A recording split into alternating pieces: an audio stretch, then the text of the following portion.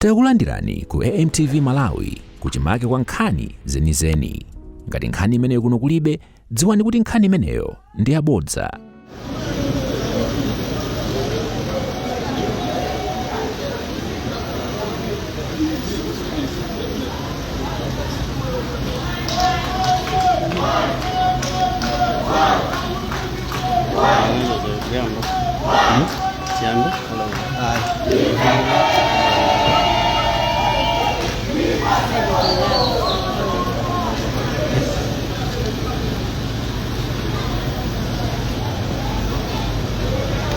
I want to welcome back home. Thank you. Thank you so much. Home.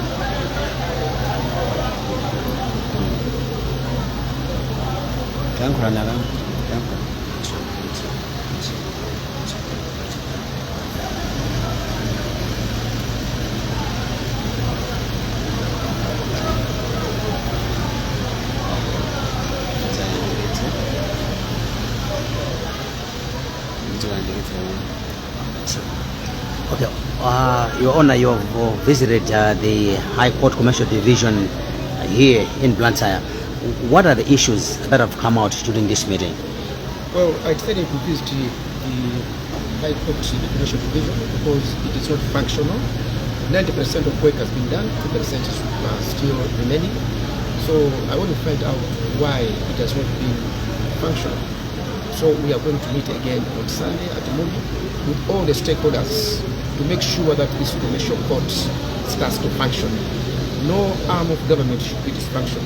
We need all the three arms of government functioning. Now, your visit is coming at the time when they have been evicted from bigger building where they were housed, and their properties are just dumped here, while this building is not functional. If this is not functional like how it is, how are Malawians being sidelined in terms of getting justice, especially those who are seeking justice from the commercial courts? You see, as Malawians, we should reflect on our relevance to saving Malawians. You see, there are so many cases that are still pending because this court is not functional, and this is justice denied. It is a human factor. Looking at this human factor, that's why I want all these stakeholders to come together. Some of the issues are technicalities, they can easily be sorted out. There is always a way of solving problems. So we should look at what is it that we are losing out. The cost of our delays, the cost of our being irrelevant, if I may put it that way. So it is very, very critical that when we are being entrusted with our responsibility, we should be sincere, we should put our heart in that and move to make sure that we progress. We should have done better. That's what I'm saying. We should have done better. So, Your Honor, what are the challenges that will be left that is delaying the opening of the structure and the scaffold? How should we take it coming in? We are meeting on Sunday with all the stakeholders and we're going to discuss those issues and make sure that we resolve them, and this court should be functional. Our desired objective goal is to make sure that this court is functional. That's what we want to achieve. What is the title? We are meeting on Sunday. I have said only 2% is remaining. We want this court to start functioning from yesterday. Chabwino mucheshewa olemekezeka munabwera kuno ku wale kula milandu makamaka imene nkhani zokhuza za malonda ndi makhoti makamaka makampani mungafotokozepo kuti muona zotani mutabwera kuno mu chinyumba chimene chimepata kale pano sizikugwira ntchito. Koti imeneyi zambiri zatha pafupi 98%, changosala ni pang'ono 2%. Ndiye tinabwera kuno kuti tikambirane koma sitamalizane kuti kumana ndi onse okhuzidwa kuti koti imeneyi iyambe kugwira ntchito. Pali milandu yambiri imene yangokhala imene sikuzengedwa kuti koti sikugwira ntchito. Ndiye nzonena kuti ntchito iyambike mu koti iyi. Sibwino kuti anthu azingokhala kugwira milandu yawo kuti koti sikugwira ntchito. Komanso ndipemphe Amalawi kuti tikapasula ntchito tiziyang'ana kuti kodi ntchito iyi kufunika kwake ndikotani. Kodi ngati sitikupanga zoyenerera tikuvulaza Malawi bwanji? Kuganiza kuti tikanachita bwino chifukwa zimene ndaona zimene tikudziwa pa za koti iyi tikanakhala tasegula kalekale koma basi munthu Mina ukatola judiciary ena okhudzidwa amene mukumana nawo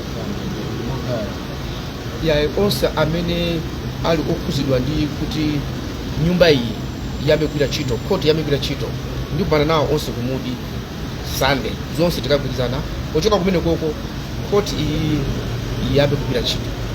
Tithokoza kwambiri sa. Thank you.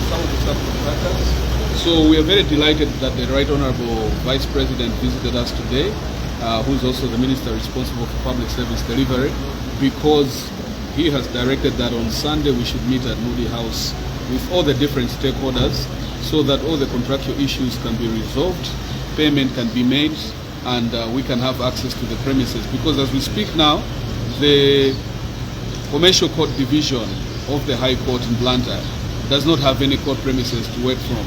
So we are not able to grant access to court services, which, as you must understand, is a very critical service to ensure that there is delivery of justice, which is timely.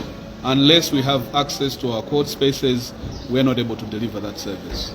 Maybe in terms of people who are waiting for their cases to be completed, how huge is the list? Well, I mean, I can only speak about even my own court. When I came here in November last year, I had a list of about 240 cases. As I speak today, because I'm the judge in charge responsible for assigning the cases when they're filed, I think on my desk there are over 20 summons that need to be issued. So you can imagine that's only in a week. We've only opened for 1 week as in this new session. So we already have 20 court summons that need to be issued. So there's a lot of work that is being affected by our failure to have access to court premises. Of course, we haven't just been sitting idle. There have been some work we've been able to do online. So we are able to conduct some mediations online and ensure that where you can meet the parties through Zoom and all those facilities, we've been trying to do that. But there are certain other processes that require you to meet physically, and for those, it has been very difficult because even as a judge, you may be sitting at home doing things online.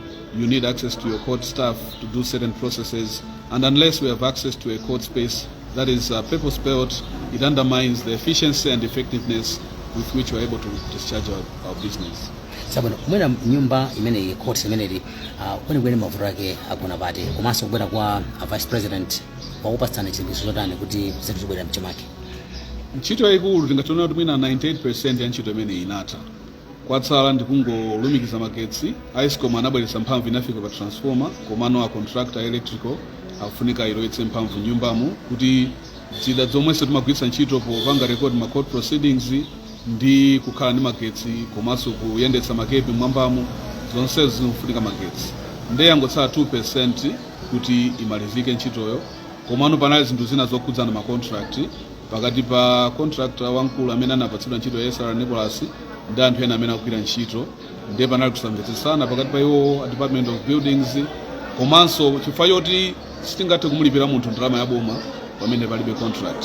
Ndiye chifukwa cha mavuto amenewo olemekezeka Vice President anena kuti tikomane anthu tonse la Mulungu ku nyumba kwawo kumudi kuti nkhani zimenezi zikonzedwe chifukwa ifeyo ngati court panopo tilibe malo ngati commercial court. Timapanga rent ku Mpingo House koma kumene kuja anatithamangitsa chifukwa kuti aini akewo ali ndi china chochita ndi building yawo. Ndiye pakali pano ngati majaji tilibe maoffice kumene ngatogwira ntchito. Pene tukamba pano kunoko ndi wiki yoyamba imene tayamba kugwira ntchito chaka chino, koma ngati jaji wankulu amene magawa ma court case akafika ndi masamoni okwana 20 amene tingathe kuagawira anthu chifukwa ito tapatse masamoniwo koma anthu ngati alibe maofesi ogwirira ntchito, ngati anthu alibe ma courtroom oti akaonere akakomane ndi anthu, ndikovuta ntchito ikayende. Ndiye kusakhala ndi malo oti tingatogwirira ntchito kutanthauza kuti ntchito yathu ngati makoti akomesho kuno ku Blantyre sikuyenda. Tathokoza kwambiri Justice. Thank you, sir.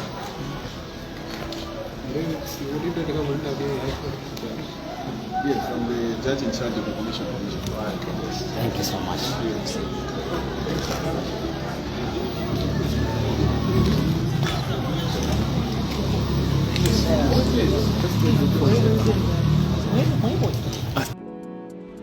Osaiwala kupanga subscribe ku channel ya AMTV Malawi.